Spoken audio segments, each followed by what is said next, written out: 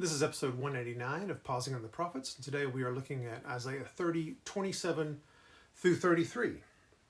And Isaiah writes, "Behold, the name of the Lord comes from a remote place. Burning is his anger, and dense is his smoke.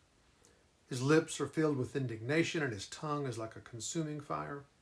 His breath is like an overflowing torrent, which reaches to the neck, to shake the nations back and forth in a sieve, to put in the jaws of the people the bridle which leads to ruin. You will have songs as in the night when you keep the festival, and gladness of heart as when one marches to the sound of the flute, to go to the mountain of the Lord, to the rock of Israel. And the Lord will cause his voice of authority to be heard, and the descending of his arm to be seen in fierce anger, and in the flame of a consuming fire, in cloudburst, downpour, and hailstones. For at the voice of the Lord Assyria will be terrified when he strikes with the rod. And every blow of the rod of punishment which the Lord will lay on him will be with the music of tambourines and lyres, and in battles brandishing weapons he will fight them. For Topheth has long been ready. Indeed, it has been prepared for the king. He has made it deep and large, a pyre of fire with plenty of wood. The breath of the Lord, like a torrent of brimstone, sets it afire." When we begin this section in verse 27, it appears that God is returning to this theme of judgment. It's as if he is saying, but if you don't repent, judgment is coming.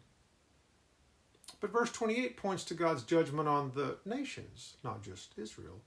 And verse 31 singles out Assyria, who is Israel's current enemy.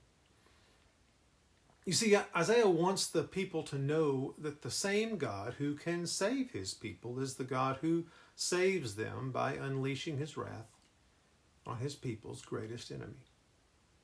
There is no one, no nation, no power that can stand in God's way, not even the Assyrians. And this punishment has long been prepared.